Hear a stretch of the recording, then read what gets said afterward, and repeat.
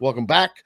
Mike, you had a piece not too long ago about North Carolina's Armando Bacot, Bacot, however he says, is returning.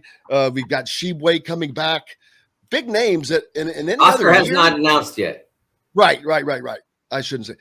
We're thinking he's might just the potential of him coming back is almost as shocking as if him coming back, because it's like at any other year this just doesn't happen, but this has changed. What obviously NIL is a big part of that. Is that the driving force between this? And if it is, that's okay with me, because all I care about is college basketball is funner again. It's like with the one and done rule that kind of screwed it up, because guys were going to school just because they had to go to school for a year. You had the schools like Kentucky and Duke that lived on that for a while, and there were so many evolutions of college basketball, and we're still going through it. But it seems like we're kind of trending back in I don't know if it's a better direction or not, but I think it's better. Well, I think it's been I think it's been positive since the age limit rule was passed, and we started to see it. I think that college basketball's darkest days were from 96 to say 2006, when LeBron and Kobe and so many great players didn't spend a minute in college, and more so guys who probably could have used it, guys like Robert Swift, who should have gone to Southern California, but instead went to the draft, got picked high, and things did not go well for him. Since that period when guys were jumping straight into the league, I think you've seen basketball at the NBA level improve with the age limit rule, and I think you've seen college basketball improve immeasurably. I just don't see how anybody can make the case that college basketball was worse, or for having had Derrick Rose and Anthony Davis and Kevin Durant and Greg Oden and guys like that play. I just think it's been better as a result of that. And I think the NBA is better because they get a better product, a better trained player, a player that they can scout better. They don't make the level of mistakes that they used to make. They still make a few, but they don't make the ones that they used to make, where they haven't really even seen a guy compete and they're selecting him with top 10 picks. I think all the game is better, and I think NIL is making it better. A guy like Jaime Jaquez yesterday put out a nice video announcing that he was going to play another year at UCLA. Look, he's not a first-round pick. He knows it.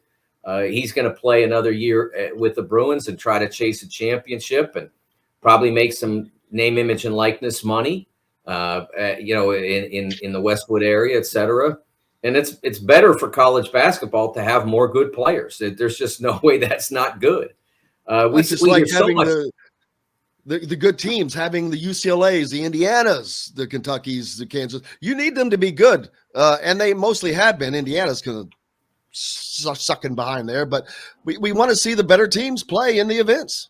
Well, I just want to see I want to see the guys who are going to the NBA going there because they're ready to play in the NBA, and the guys who are playing in college because they feel like it's a better place for them than maybe playing in the G League, and not making very much money and not getting a very glamorous situation, but they feel like they need to get some money because you don't know how long it's going to last for you, your athletic skill. So now that you can get that money as a collegian, I think it's a much better situation for college sports. I hear so much lamentation on Twitter about the transfer portal. I mean, my head's going to explode. It's, look, if I were a program, I wouldn't like to see 3 or 4 guys walk out the door. But if I've seen 3 or 4 guys walk out the door, there's probably a reason for that. I didn't do the right job connecting to the player. I recruited the wrong player because that player doesn't realize he's in the right place. Whatever, or it just might simply be, I'm at a certain level of program and that player is dynamite and he decides that he wants to have a chance to play at a higher level. Hey, that's what every coach is trying to do. Every coach is trying to get to the highest level, whether, it's a mid-major coach trying to get to a Power 5 conference job because it's more money, et cetera, or it's a coach at a traditional program that traditionally hasn't had much success, trying to get to one that does because it's easier to win there. That's what everybody's doing. So, yeah, I think that the other part of the transfer portal stuff that I think is being overblown, I think there are like 1,400 players in there now, something like that. Is that about a right number, Kevin?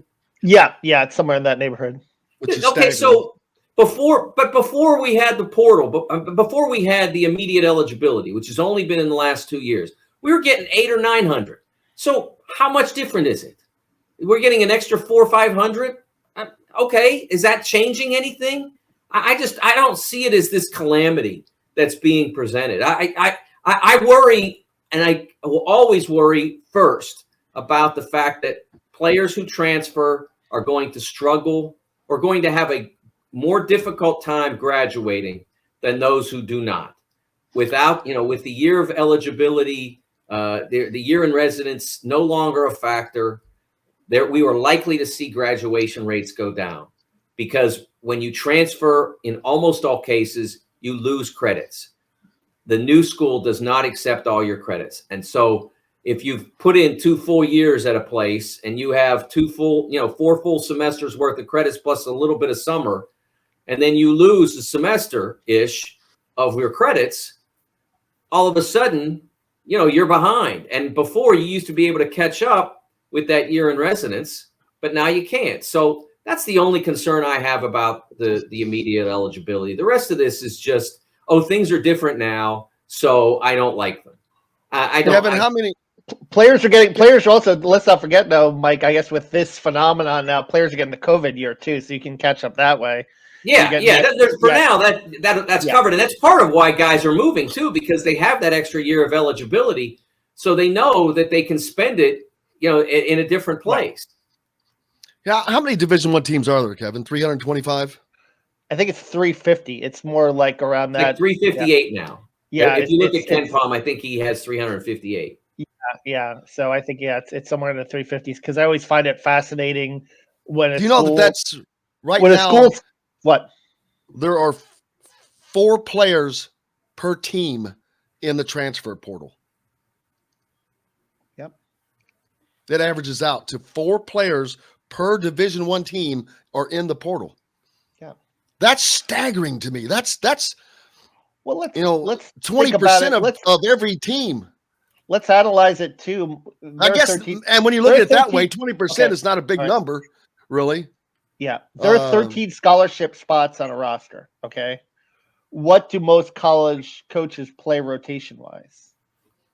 Like 7.5, 8, 9. Yeah. So 4. You're talking about 4 spaces where you have players. A lot of times they're waiting. They're waiting to play. They're not necessarily rotation guys. So that doesn't surprise me as much as you think when you look at it from that dynamic, that there are guys that are looking for opportunities to play as well. And I think that plays a large factor in it.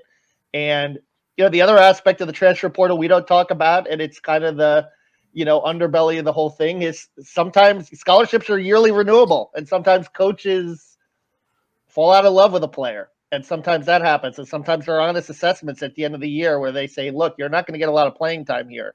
So I think it swings both ways with regards to that as well. A lot of people like to villainize the players, and I don't think that's always fair because you never know what's going on behind closed doors on that. That's a fantastic by the numbers. I was just shocked by the numbers. Kevin's 100% right. A coach calls in a player and he says, look, I'm not taking your scholarship away. I would never do that, but you're never going to play here. We're happy to have you come and practice, and you can, and you'll get into end of games and stuff, but you're just not good enough for us. And sometimes that's an exaggeration because they want the guy to leave. They might, he's not that far off, but they'll say, look, you're not good enough for here because they want the guy to leave, or they'll just, or in some cases, he's not good enough. And they say, Tim Priller is a perfect example of that. They tried to get rid of him, but he would not. He's like, nah, because he was like the 350th ranked player in the country. He's like, I got a scholarship to Indiana. I am not giving that up. Are you kidding me? And he did not. And he got his degree from Indiana. And now he is a 6 foot, whatever he is, large person. When I saw him last, he's just enjoying life. And you know what?